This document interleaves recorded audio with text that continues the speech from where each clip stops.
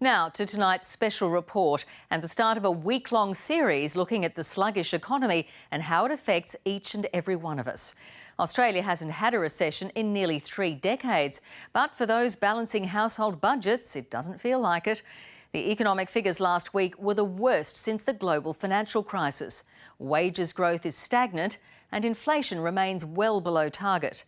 Stephen Long takes a look at the impact on businesses and the people struggling to make ends meet.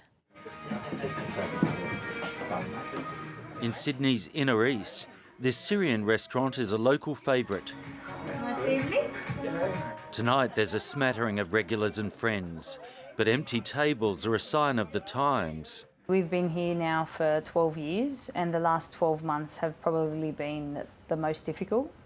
By way of customers not spending. At one point I thought we were going into a recession, to be honest, but I'd say somewhere before that.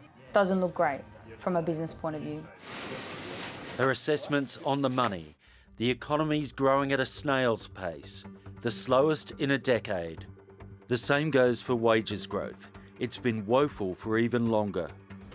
The last 6 years have been the worst period for wage growth in Australia since the Second World War.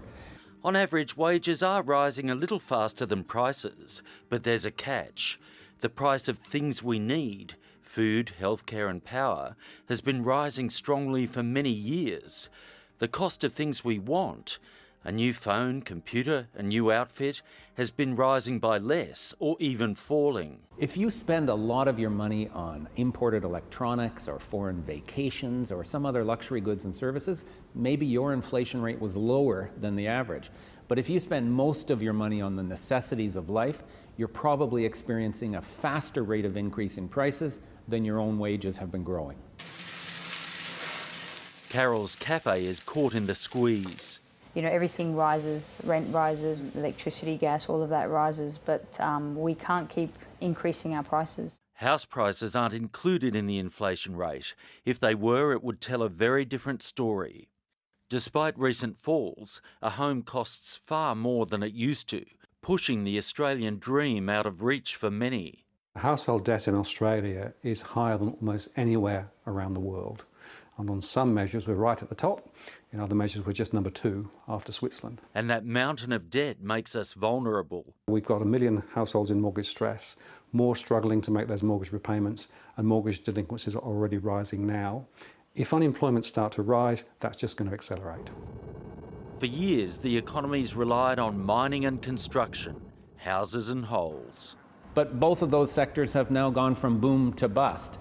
And right now we have very little of the high-tech export-oriented industries that we need to drive growth. I'm quite concerned by the growth in what I call the bedpan economy. You know, we've got many more service sector jobs in healthcare and aged care, but those aren't necessarily productive jobs. They're important jobs, but not productive jobs. And my question is, where is the next generation of value going to come from in the economy? A world record 28 years without a recession in Australia has involved some good management and a lot of luck. But with offshore threats like Brexit, the US-China trade wars and the risk of China's economy blowing up, can the luck hold? The powers that be still say the glass is half full. I agree 100% with you that the Australian economy is growing and the fundamentals are strong. Carol Saloom can't see it. I can't agree with that. Nothing feels sound or strong from our point of view. The hope is that tax cuts and interest rate cuts will top up the economy. But right now, the glass looks half empty. Stephen Long, ABC News.